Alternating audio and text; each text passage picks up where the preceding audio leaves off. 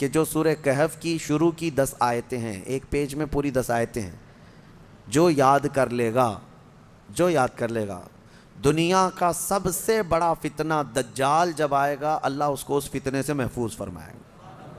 میں سورہ کہف کو عرض کرتا ہوں کیونکہ بہت فضیلت والی سورہ آج ہم نے تلاوت کی ہے، بالکل بیچوں بیچ میں یہ سورہ آئی ہے قرآن پاک کے، سورۃ الکہف۔ اس کی فضیلت یہ ہے کہ نبی پاک صلی اللہ علیہ وسلم نے فرمایا جو اس کو شب جمعہ پڑھے گا، یعنی جمعہ کے دن یا مغرب سے لے کر کے جمعرات کا دن جب ختم ہو جاتا ہے، مغرب سے جمعہ کا دن شروع ہوتا ہے، دوسری مغرب آنے تک جو سورہ کہف کی تلاوت کرے گا، اس کے جہاں تلاوت کر رہا ہے وہاں سے لے کر خانہ کعبہ تک اللہ ایک نور پیدا فرمائے گا۔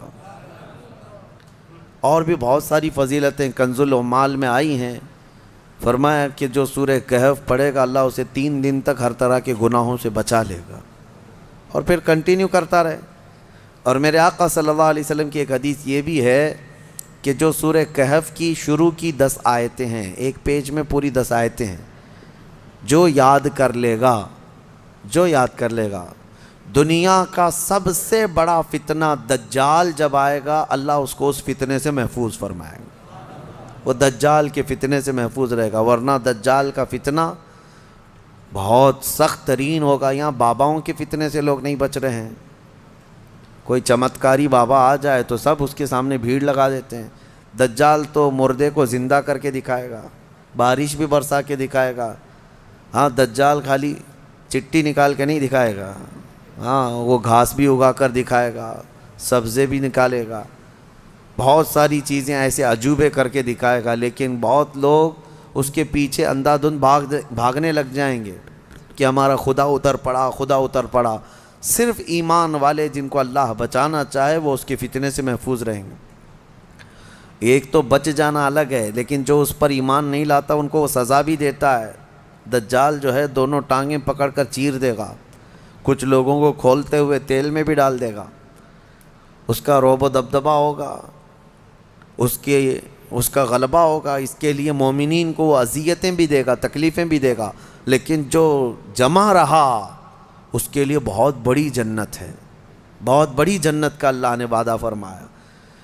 لہٰذا اس فتنے سے حفاظت کے لیے حدیث میں ملتا ہے کہ جو سورہ کہف کی 10 آیتیں روزانہ رات کو پڑھ لیا کرے، اللہ تعالیٰ اس کو دجال کے فتنے سے محفوظ فرماتا ہے۔ اللہ کریم ہم سب کو دجال کے آنے تک دنیا میں نہ رکھے۔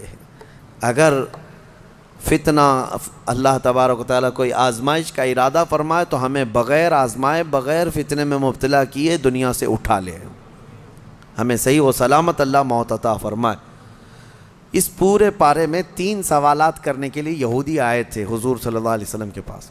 اب ایک بات میں بتاتا ہوں، یہ سورہ جو اتری ہے نا پوری، یہودی جو ہے ٹیسٹ لینے کے لیے آئے تھے کہ اللہ کے آخری نبی ہیں تو ہم کچھ ایسے سوالات کریں گے جن کے جواب عربوں کو تو نہیں معلوم تھے، عربوں کو نہیں معلوم، وہ صرف اہل کتاب جانتے تھے۔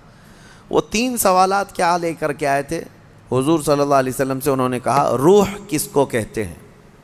روح جہاں معلوم ہے سب کے پاس ابھی، روح کس کو کہتے ہیں؟